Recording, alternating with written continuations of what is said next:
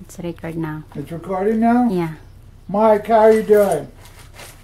Alright now, this isn't easy. A lot of people, oh, I can do that. What you need is, first you need a block of steel. I found this one on a construction site, and it's about 4 inches thick. And it's nice and cold. It's nice to have a thicker piece. I could also use this, but it might warm up if I was doing a lot of stones. But normally I don't have over 50 stones to do at a time. This is some Morenci azurite that I have to cut, so I might as well get some work done while I show you what to do. First you line them all up this, you leave it like this, and you leave yourself enough room to work your wax. If you notice behind me, or behind the block, there's a lot of sticks already prepared. And this is what you want to do, is to have these all ready to go like this, and once you have them, you only have to add a small bit of wax each time. Now, you learn to be kind of ambidextrous when you do this. You'll notice I take the stick of wax here, and it's in my other hand. That's in order. Sometimes you need to add new wax to a stone. What you want to do is you want to pick a stick that's an appropriate size for the stone that you need to do. And you just, not too hot. And what you do is you just want to heat it a little bit and let the heat transmit through the wax. This piece here, you'll see there's a chunk out of that, so I'm just going to add a little piece here, basically just to show you how to do it, because I could roll it out. And you add some new wax to it. Now, once the heat transmits into this thing, it becomes soft. And you can roll it. And as you roll it, you kind of roll it at an angle like this, and you roll it while it's still soft, and you pull back a little bit. As you do that, you want to keep it nice and smooth too. As you do that, if you look, it puts a dop of wax on the end of it. This is why they call it dopping. You push down while it's still soft, you get a flat spot on it. Now here's the tricky part to do without burning yourself and melting wax all over everything, is you get right above the stone, you heat it right like that, you go straight down. Then while the wax is still soft, you eyeball it up like this and you turn it at the same time to make sure that it's level. You just look at the bottom, you never look at the top. Once it turns evenly like that, you know it's on there flat. Then you dip it in water and you put it over somewhere to sit. Then you grab another one. Same thing. Now I'm just going to do some stones for a while and quit talking, or maybe not, because I always talk a lot. And we'll just do that again. Now how I judge that a wax is old is when it starts to turn black. And again, a little dot, a little stone. Right on, eyeball it up, dip it in water so it doesn't start getting soft and falling over once you put it, and you go back again. It's nice to have a bunch of sticks because, you know, if you're going to cut rocks, you want to cut rocks. You don't want to dick around, cut one rock a week, one rock a day. It's best to cut a bunch. So,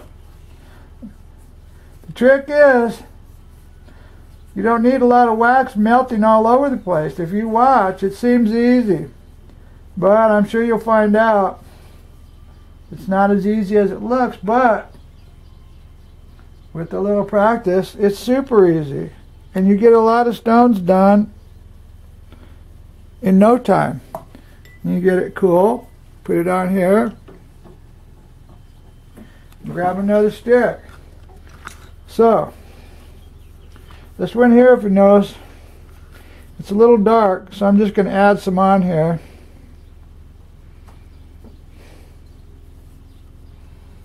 And you just roll it right into the existing wax. And you can see that it's a different color. But that helps. The new wax sticks better. Once it gets old, it doesn't stick as well. So, I just roll it into what's already there. And you notice it helps too to keep your block of steel clean. Otherwise, you'll get places where it sticks.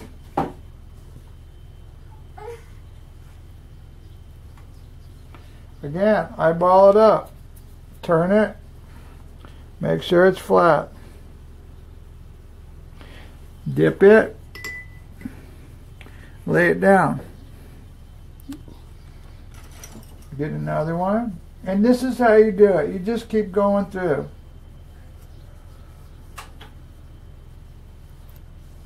Takes a little practice. You notice I don't really move the torch. I bring the stick to it. The only time I move the torch is when I'm right above the stone, getting ready to stick it on there. Just pull it back a little bit every time. Pull it back and roll it. Pull it back and roll it. And keep it nice and smooth with a shape like that. Appropriate size stick, appropriate size stone. Eyeball up the bottom. Dip it. Donna, grab me a container over there, will you? Then after you get a bunch up there, you go down there, you put them in your container, you go along. And this is how you do it. You just keep going. Over and over and over. Now, in order to do all these stones, it'll only take me a short amount of time. And the thing about a stick is the sticks are user-friendly. And if you notice on the bottoms are all rounded off and smooth. That's because when you cut and you're turning, they fit into the bottom of your hand like this. And this is what you have to get down, this spin motion. The same spin motion that it takes to dop is the same spin motion that you use to cut. So I'm going to do a couple more here. And then I think, Mike, you being a smart guy, that should be sufficient for you. And then we'll go and we'll put this in the mail for you. It seems the easiest way for me to do this. You can just pop this SD card into your computer and play it. Then you can go and practice.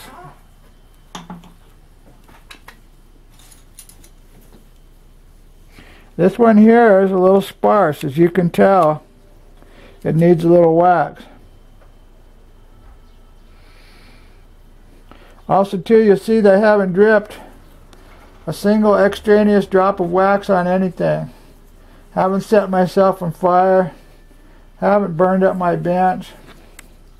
Haven't done anything that's going to cause me any grief.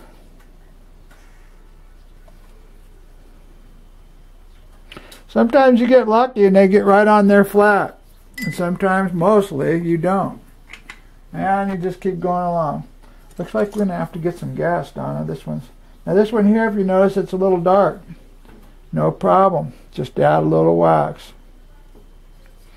As I said before, I prefer green wax because it sticks better. Why? Don't ask me.